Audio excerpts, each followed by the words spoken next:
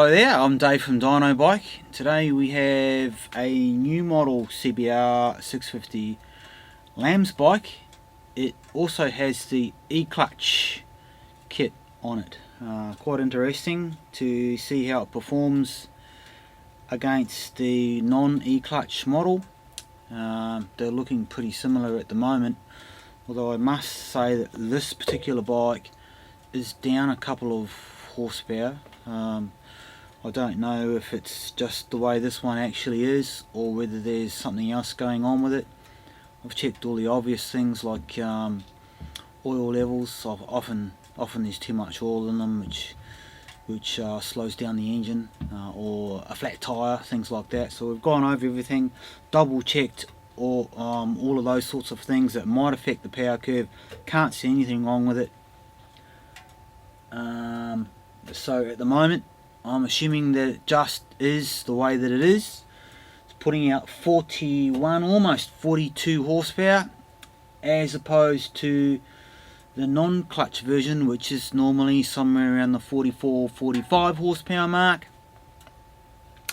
So with this one we are now going to remove the exhaust, fit the DNA air filter, fit the KSPP velocity stacks, and a full Aquapovic exhaust system. Then we will tune it to suit, and let's see what we come up with.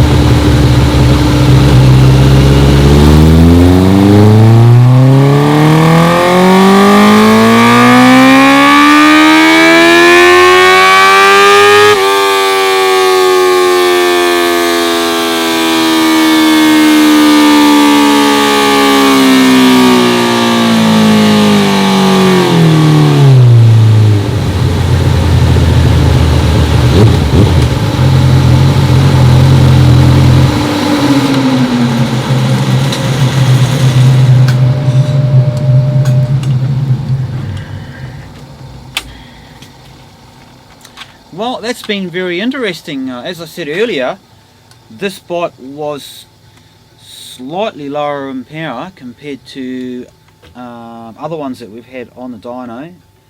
I can't find anything wrong with it or anything that's created that. It is as it is. You just have to accept that some of these are going to be lower than others, etc, etc.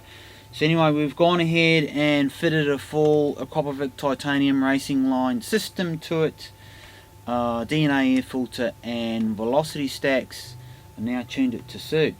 And to my absolute amazement, this bike is now telling me it's got over 95 horsepower. I have never seen 95 plus horsepower out of one of these bikes on my dyno. So that is mighty impressive, given that we started off with a number that was questionably a little bit low to begin with.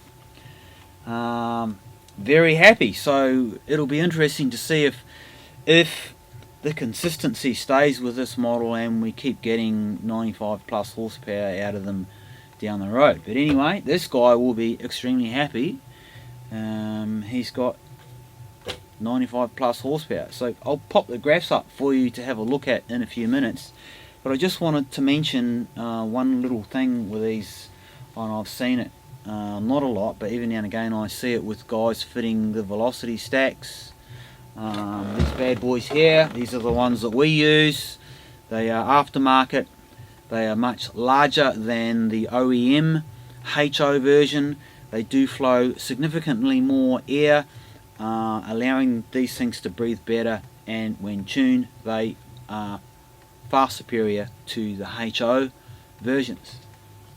But as I was alluding to, what people are doing, or some people think they can get away with fitting these and not doing the tune. I strongly suggest that you do not do that, because these bikes are tuned for their original LAM's velocity stacks, and fitting these, they need a lot more fuel to be able to run safely, as well as produce the power that these will produce for you. They actually don't produce very good horsepower at all if you don't tune them anyway. I mean, you're lucky if you get 55 horsepower out of them, and it's a pretty horrible 55 horsepower. And I can assure you, if you keep riding it like that, it will blow up, because it doesn't have enough fuel coming in to the system. Right? So, you're getting these, please get the tune to go with it. There's no way around that. You need the tune as well as these. Okay? Now, I'm just going to pop up here. I'll show you just how much fuel we have to add to these for them to run nicely, and I think you'll be very surprised.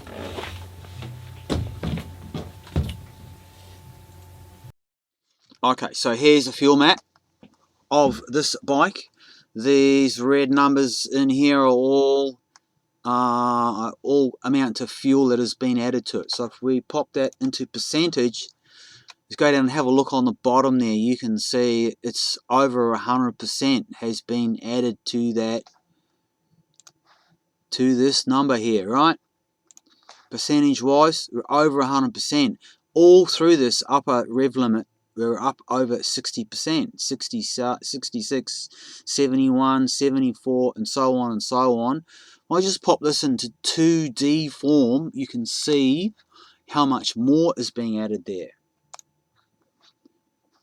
Hang on, let's just put this into that mode over here. So, the yellow lines, or the green lines, this is our original fuel map. Yeah, so you can see as the revs build, it actually tapers off. It doesn't need very much fuel at all because of the restriction. But with the restriction removed, have a look how much fuel has been added in here. Have a look at it. It's massive. So a significant amount of fuel has to go into these things. Anyway, enough said of that. That's what you need to do. If you choose not to, well, save up money, because you're gonna need an engine rebuild at some point. Anyway, that's about it for this one. The E-clutch version, I still think I actually like the E-clutch on these. Some people don't. I can see it being very convenient for guys and girls that might be riding this in busy cities, because with the E-clutch engaged, you do not need to use the clutch lever at all. You virtually throw it away, pretend it doesn't exist at all. The bike will do everything for you. All you have to do is twist the throttle. I think it actually comes with a quick shifter as standard. I'm not sure whether it does, but it looks like it does. This one has a quick shifter. So the E-clutch combined with the quick shifter makes this bike an absolute joy to ride when you're in and around traffic. And of course, if you're out on the open road, or you're going to go and do a ride day somewhere, you can, through the dash, switch it off so it's all operated by the clutch lever. And to be honest, it looks like you don't even need to do that, because I've been using clutch because it's a habit of mine, and it will still allow you to use the clutch even when the E-clutch system is switched on and is active. So really, best of both worlds, I think. Now, of course, if you want to buy any of this stuff, the exhaust, the velocity stacks, the DNA air filter, jump over to our website. There's a link just below this video that'll take you direct to the site. You can purchase it there as a bundle. All we will need is your ECU. Ship your ECU. We will write the file to match and send it back to you with the parts. The bundle price is a very good price. If you were to buy the parts individually, I think you're going to pay over $1,100. So we've got it set to $990 inclusive. So that's a good deal. Take a look at it. That's it for me. Thanks for watching. I'm Dave from Dynobike.